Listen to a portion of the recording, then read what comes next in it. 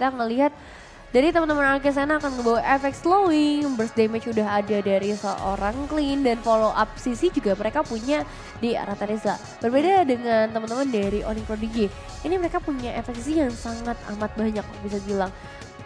Bahkan ke arah seorang Farsha aja, ini dia punya efek sedikit stun, ada Esmeralda juga, dan Alpha yang dibawakan akan mengangkat siapapun yang mencoba untuk mengancam teman-teman dari Onyx Prodigy. Oke, berarti balik ke arah momentum ya. Momentum yang harus mereka buat, momentum yang harus bermain dengan reaktif, ini harus menjadi satu kunci buat kedua belah tim. Siapapun yang memegang momentum bakal bisa memegang kemenangan. Yes, dan ini dia untuk game terakhir kita di hari ini. Arkesana versus Onyx Prodigy. Untuk game yang ketiga di Best of 3 series, penentuan siapa yang bisa mendapatkan poin lebih banyak bersama Sonic dan juga Kingdom yang masih setia di Perbanas. Iya, pastinya. Dan kalau kita lihat dari segi battle spell ya, itu ada 4 flicker di sana. Nih bakal ada segi pengamanan yang lebih pasti dari arah tim Merah. Sementara itu dari arah tim Onyx ya, ada Purify. Ini Esmeralda bakal siap sedia sih buat bisa masuk dive in, dan dengan Falling Star Moon-nya aku rasa bisa lebih maksimal. Tapi hook-nya, pedih banget. Direset kembali, ini bakal ngebahit time setengahnya 5 detik lebih lama dari arah jungle Arkesana. Iya, biasa player Franco itu kita bakal lihat dari tarikan pertamanya. Itu. Kalau tarikan pertamanya berhasil, biasanya dia bakal nge-up juga tuh dari setiap menitnya. Tapi kita bakal melihat terlebih dahulu juga ke arah yang lain, di mana dengan adanya seorang Don menggunakan Terizla dan Lutfi dengan Esmeraldanya, ini sama-sama punya mobilitas yang cepat dan laning yang sangat amat kuat. Tapi tetap harus aware dengan damage early yang diberikan oleh seorang Terizla.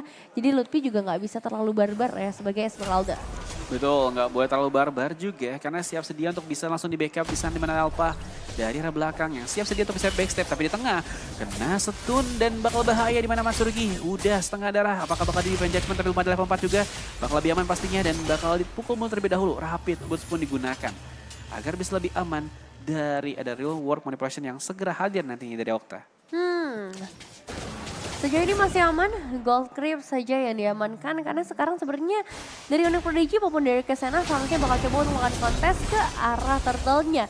Terlihat ada perbedaan dari segi kuantitas, tapi ini nggak akan terlalu lama karena udah ada rotasi juga dari Matsurugi. Dan Feder Ascent dibuka kali ini untuk mengincar ke arah seorang Donnya, tapi masih belum berhasil. Hanya melakukan tuningan saja supaya mereka bisa menang dari segi kuantitas di area turtle. Dan Boy yang akhirnya bisa mendapatkan ke arah objektif tersebut. Arkesana harus pulang tanpa membawa apapun. Betul, tanpa ada membawa apapun dan juga tanpa ada kompensasi ya.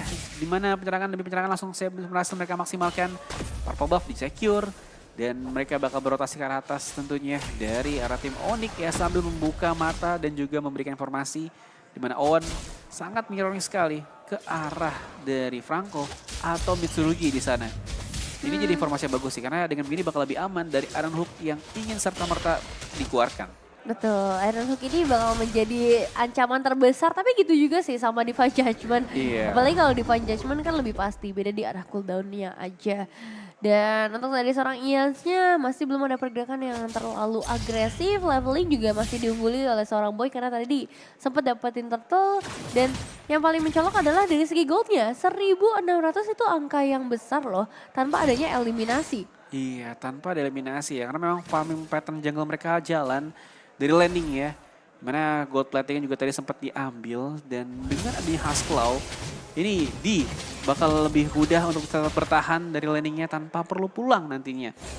Dan bakal di-cutting terlebih dahulu, tapi di atas nih Nevin, nampaknya bakal serta-merta adanya penyerangan pelan-pelan.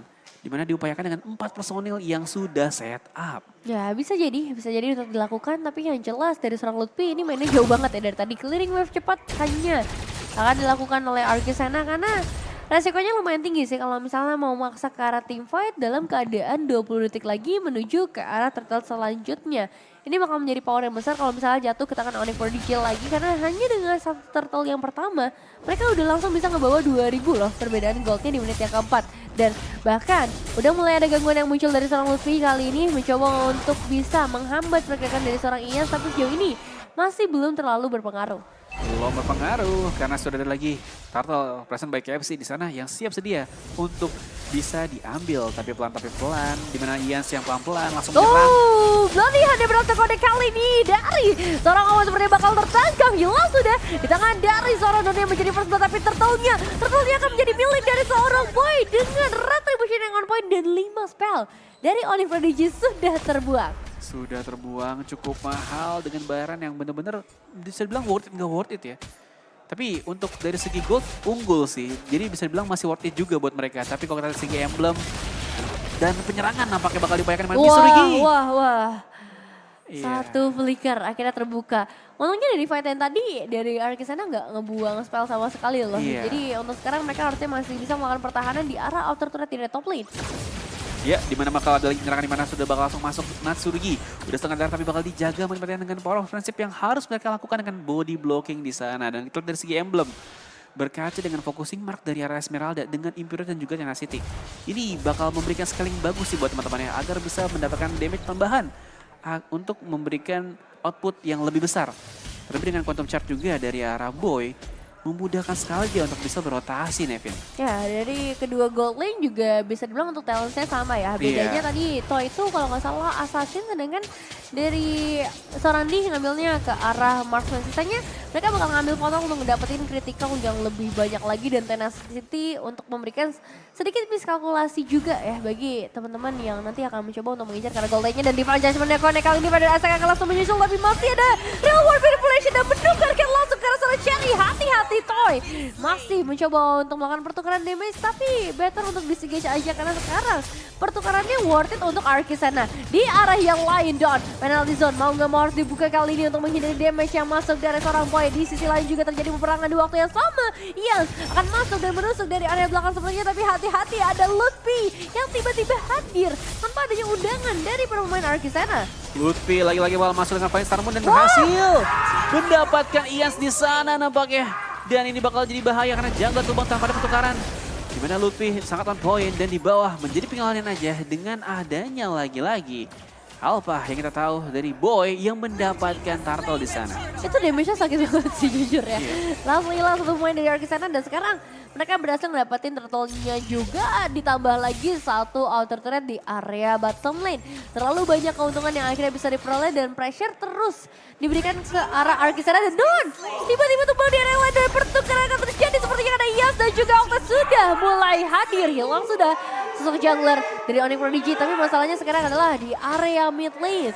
Mereka bakal coba untuk mempertahankan outer turret di area mid lane terlebih dahulu dengan mengorbankan satu turret di area atas. Betul, ya agak sangat bahaya memang. Kalau kita dari segi perbandingan antara turret di tengah dan juga turret di atas bakal lebih berisiko di tengah sih. Karena bakal membuka vision yang ada dan juga memudahkan mendapatkan purple buff-nya ataupun orange buff-nya nantinya ketika lagi diinvasi. Dan mereka bakal berjaga jarak dan menyerang di area bawah, di mana belum ada penjagaan dan bakal di-cutting terlebih dahulu. Sadar akan itu dan bakal serang tim fight-nya nampaknya Nevin. Conceal sudah mulai dibuka kali ini, udah ada Falling Star Moon juga dan sekarang tarik ada berhasil kode kanan Hook yang on point, tapi pasal defender Aztec akan langsung membuarkan pasukan dari RRQ Sena. Don udah mulai terjebak di area depan sana untuk mengincar satu eliminasi lagi. Owen harus tumbang juga. Dua pemain Onyx Prodigy yang harus menjadi korbannya kali ini, tapi Lutfi harusnya masih punya power flicker, untungnya masih sedia di tangan Matsurugi. Wow, dua orang tumbang tanpa pertukaran bakal menjadi satu hal yang bagus sekali untuk tim RRQ Sena di sana. Untuk raise up kembali dan mendapatkan turning point-nya, tapi pelan-pelan dari arah bawah. Clean Toy nampaknya udah setengah jalan nggak bisa bangkit lagi. Bakal ditahan tentunya. Dan harus ada skema lagi untuk bisa mendapatkan objektifnya. Karena 20 detik berikutnya bakal ada turtle yang wajib mereka kontes. Dan nampaknya penyerangan tetap terus berlanjut, di mana sudah ada Owen yang tetap membuka setup-nya dan objektifnya bakal segera nih untuk dikontes nampaknya dari Lord pertama. Ya, ini dia untuk Lord yang pertama.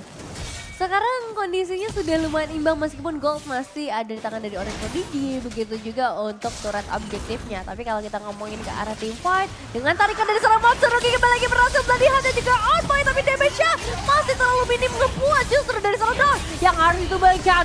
Owen yang kali bakal menjadi pertukaran, tapi real world manipulation yang dibukakan oleh seorang Octa ternyata masih belum berhasil, dan ini dia Jeffrey yang harus take down, double kill. Jatuh di tangan dari Sorandi dan mereka akan langsung menuju ke arah Lordnya dengan kehilangan 3 pemain dari RRQ Arkesena. 3 pemain dari Arkesena berhasil dihilangkan dan langsung mendapatkan free objektif Perfect Lord yang berhasil mereka ambil menjadi player ke-6 dan tentunya harus dijaga dengan sangat baik buat para super fans di venue. Tolong tertib ya. Tolong tertib ya. Luarnya sangat intens tadi memang Nevin. Mulai ikutan panas ya sepertinya. Betul. 3.000 sekarang untuk perbedaan goldnya. Dan kita bakal melihat sedikit ke arah instant replaynya bagaimana. Sebenarnya tadi kan dibuka sama seorang Matsurugi. Tapi follow up yang diberikan sama temen dari Onyx Prodigy ini juga terlalu bagus sih. Mereka udah bawa Hiroi Teki dan akhirnya Lutfi yang bisa menangkan dari arah belakang. Betul, dan yang bagusnya adalah D yang nggak terlihat sama sekali dan hanya berkutat di arah semak-semak. Hingga mendapatkan turret demi turret ya yang ingin sekali mereka usahakan termasuk di tengah di mana sudah ada Ferengasak yang bakal membuka mata untuk bisa mendapatkan flanking yang nyata. Bahkan Wings by Win dikeluarkan untuk bisa mengetahui di mana posisi dari semua tim RRQ Sena. Karena Lord di arah bawah sudah siap sedia untuk bisa menyerang dan nampaknya mereka bakal siap sedia ya untuk bisa mendapatkan penyerangan dari tiga lane yang ingin mereka upayakan. Di mana Esmeralda di atas atau dari arah ini. Lutfi yang siap sedia untuk menjadi pengalian aja. Ya, ini udah kelihatan dengan sangat amat jelas sih perbedaan dari segi area damage yang bisa diberikan dengan adanya pada Astrike. Lord memang harusnya bisa ditumbangkan, tapi dengan hilangnya 3 inner turret ini akan membuat dari Arkesena kembali kehilangan chance mereka untuk bisa mempertahankan base turret. Nyatakan Desra Matsurugi sayangnya masih belum berhasil menangkap Lutfi yang sebagai Esmeralda pastinya dia bakal sangat amat lincah. Tapi sekarang dengan conceal play apakah masih bisa menghindari lagi, apalagi Bloody Heart juga berhasil on point, hilang sudah seharusnya dengan 1 tembakan terakhir. Dan juga dari seorang Don yang bisa melompat ke bagian depan, tapi sekarang pasalnya adalah Pedro Aster terbuka.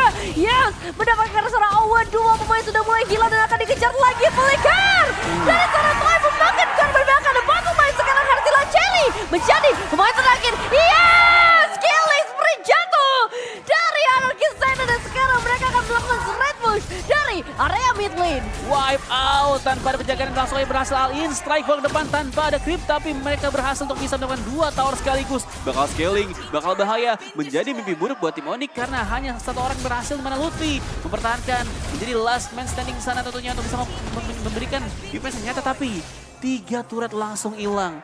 Untungnya masih ada lagi 2 player yang masih hidup kembali dan nampaknya mereka bermain cukup disiplin ya untuk bisa menahan dan lagi-lagi reset terlebih dahulu menurunkan tempo dan manajemen creep yang lebih baik dari arah tim RRQ Sena.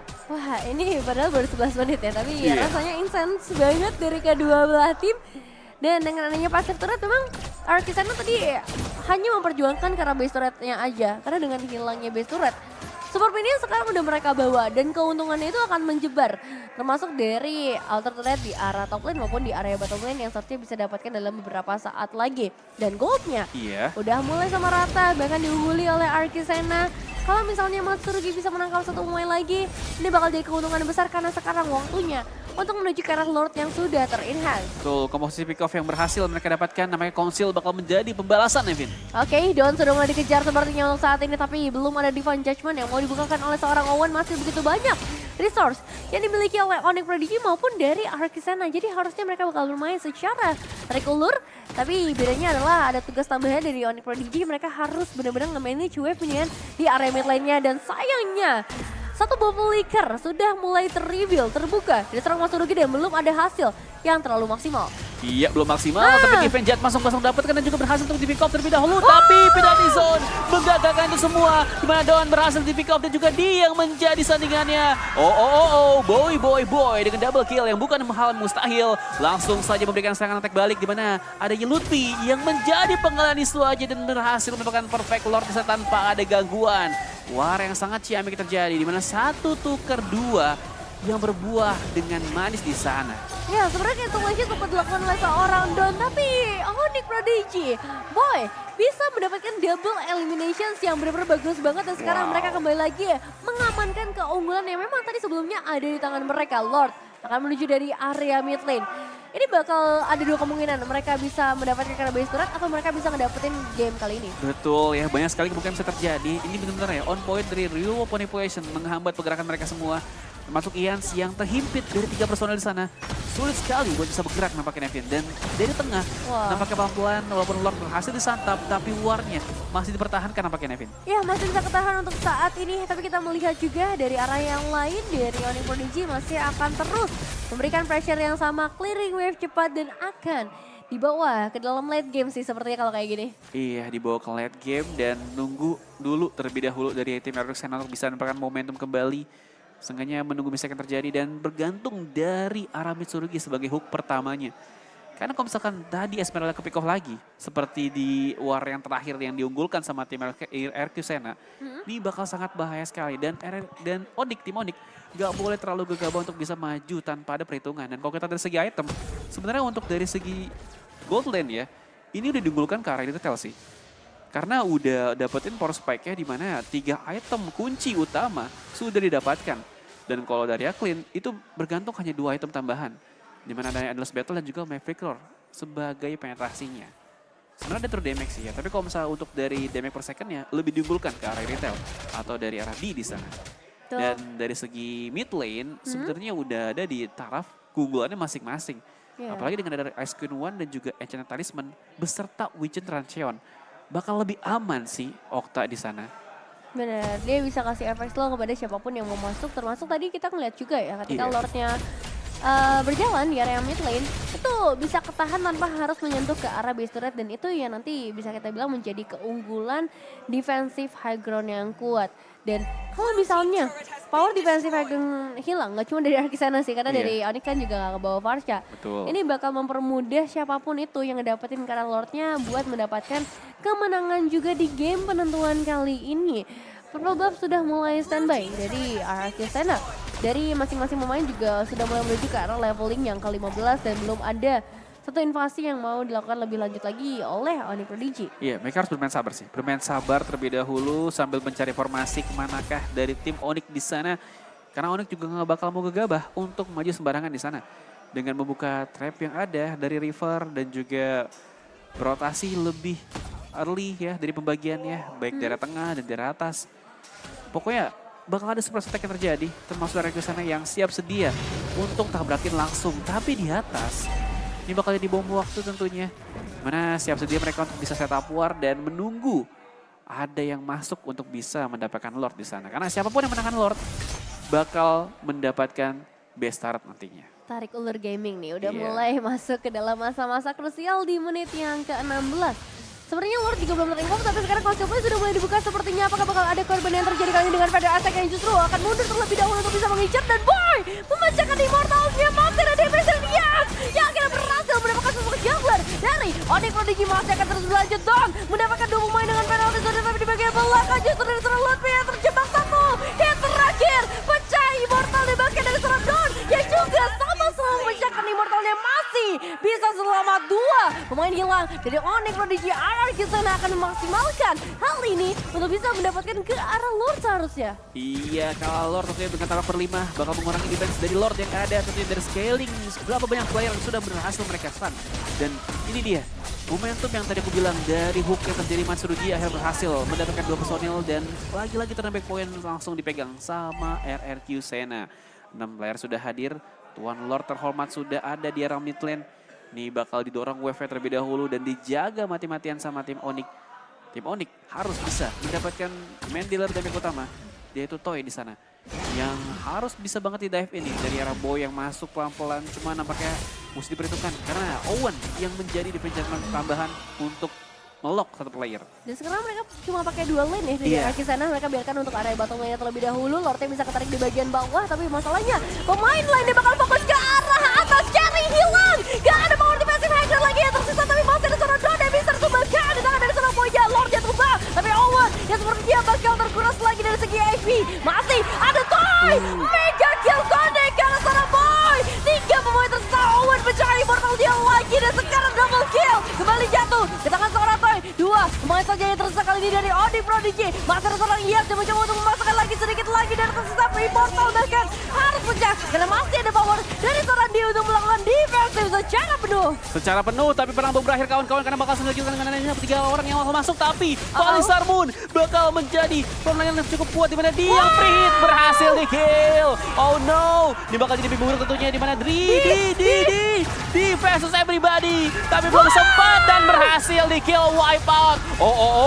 Parsia dengan Final Ice langsung masuk dan berhasil di defense. What the play!